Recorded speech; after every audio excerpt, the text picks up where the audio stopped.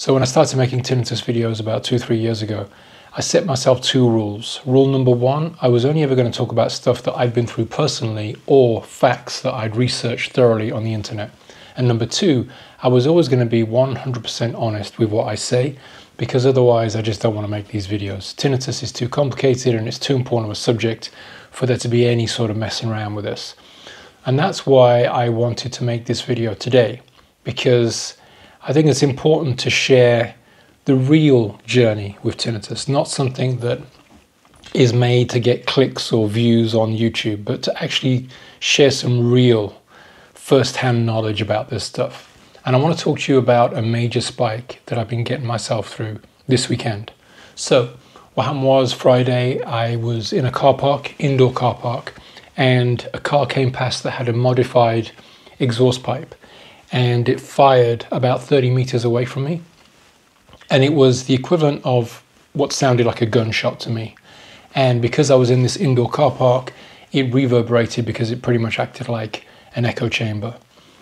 All day that day on Friday, I tried to convince myself that it was no louder than a sort of car door slamming. And I pretty much convinced myself that I was going to be okay, because I'm very much into dealing with everyday sounds, which you'll know if you see my other videos. But that night, Friday night, I went to bed, and the noise was just astounding. It's quite incredible how much noise my brain can actually make. So I knew that it was a spike, and I knew that it was a major spike. It was difficult. So I woke up on Saturday and I had to figure out what I was going to do. I had to deal with a major spike. I had to put in place all the tools that I talk about in my videos. I had to get busy. I had to get busy because, you know, I could have easily fallen into the cycle of negativity that I talk about a lot in my videos. So I wanted to share with you the things that I did, in the hope that they help you if you are either going through a spike now or if you are worried about spikes in the future. Now remember, as I say in my videos, tinnitus exists on a spectrum. So some people have very mild tinnitus and some people have severe tinnitus. I have severe tinnitus, so if some of these things sound a bit too much, just to bear in mind that it's a spectrum that we're talking about. So the first thing I did is rule number 1. I always tell myself when I'm going through a spike, no matter how bad it is, and this one was a bad one, I'm going to be okay.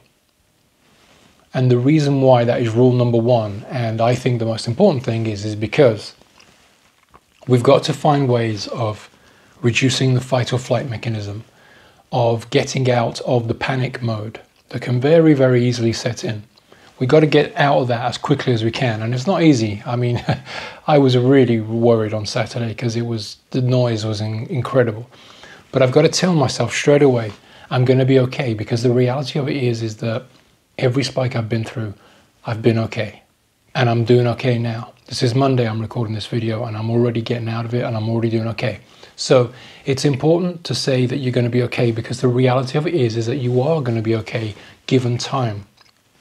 Spikes reduce, the brain adapts, you'll get out of that sort of cycle of negativity and panic mode. So the quicker you do it, the better for you. So I tell myself, I'm going to be okay. Rule number 2, I get busy. I get proactive. I don't sit around. I don't wallow in it, because it's very easy to fall, like I say, into the vortex of negativity. We can very easily get into that because we have every right to, really, you know. But I had to get busy. I had to get myself out. So I got myself out of the house. I went for a long walk. It was raining, and the rain falling on the trees, falling on my jacket was just lovely, sort of a masking effect. And I went for a very long walk. I kept myself outside. The dynamics of being outside and not in a room helped, because it just helps generally, because I'm not concentrating on my tinnitus as much. And I just kept walking, and I just kept getting cardio, fresh air. It's good for the brain, it's good for the soul, and it's also good for the cardio. So I went for a very long walk. And at the same time, I'm thinking myself through the situation, telling myself I'm going to be okay. The third thing I did, I reduced volumes around me. So I'm a musician. I am doing online meetings a lot. I cancelled my online meetings because I don't want to be hearing computer speakers. I didn't do any music over the last 2 or 3 days, and I'm taking it easy. I'm giving myself another 2 or 3 more days before I get involved in any music. I've got other work that I can do. So I'm reducing volumes around me. It's important. We can't keep throwing ourselves against the wall thinking we're going to get back up, because eventually we won't. We've got to give ourselves a chance to recover. So I'm reducing my volumes. Rule number 4, I'm reducing my stress. I'm specifically staying out of situations that I know might cause me stress. It's important. I need to give myself a little bit of a breather. I'm going through a major spike, and I got to get myself in the right place mentally and physically. Even if it only takes a few days, I got to do that, because I'm a person with tinnitus. If you see my other videos, I think it's important to label ourselves as a person with tinnitus, because when we label ourselves, when we give ourselves a label, i.e. a person with tinnitus, we say, I've got to do these things. So I say to myself, I am a person with tinnitus, I have severe tinnitus, I have to take these steps, and I'm fully justified to take these steps. So I reduce my stress. I'm backing out of stressful situations for a few days because I think it's important. All these things are helping me. Another thing that I'm doing, rule number 5, I'm making sure I'm getting good sleep hygiene. I'm going to bed early. I'm doing physical activity every day. Yesterday I went for 2 long walks so that I'm ensuring that I'm getting lots of cardio, lots of fresh air in my lungs, so that I'm sleeping okay. If I wake up in the middle of the night, I'm watching TV programs on a very, very low volume that are not stressful. I don't want any sort of stressful TV programs. I need to give my brain a rest. So I'm watching light-hearted comedies. I'm setting the TV to a timer. So if I fall asleep after 20 minutes, the TV shuts itself off anyway, because we don't want the TV going on in the background all night either. So I'm looking after my sleep hygiene.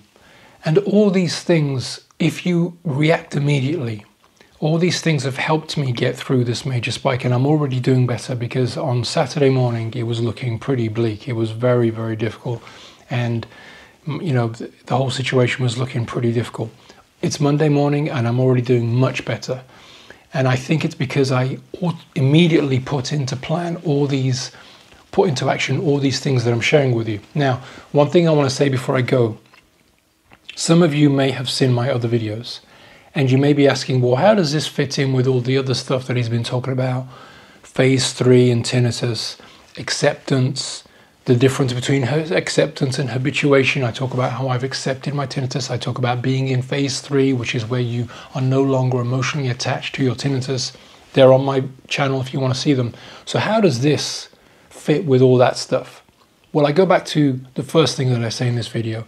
I was always going to be 100% honest, otherwise I just don't want to make these videos, because there's just no point.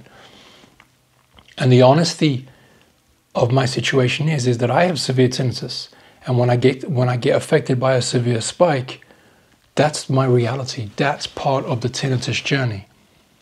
You are going to go through ups and downs. You're going to go through spikes. That's why it's important to deal with spikes, or know how to deal with spikes, because as far as I'm concerned, they are part of the journey. They are absolutely baked in to the whole tinnitus journey. So even though I am in phase 3, and even though I have accepted my tinnitus journey, it doesn't mean that I don't get affected by spikes, because I would be lying, and I don't do that. I don't mess around. I don't lie, and that would not be honest. That would be just trying to sell myself as some tinnitus guru to get clicks and likes. I don't do that. So I'm being honest with my journey, and part of the journey is baked in are spikes. And I think it's really, really important to know how to deal with spikes, because then it makes the journey easier. So that's why I'm sharing this information, and that's how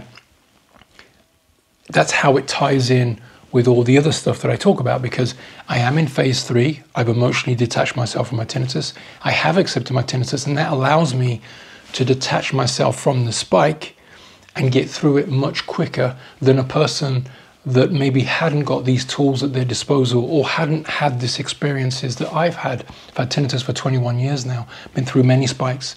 So if someone had gone through this spike who didn't have this knowledge and experience, it might seem a lot scarier than it has done to me, even though it seemed very scary on Saturday. Again, I'm just being honest with you, man.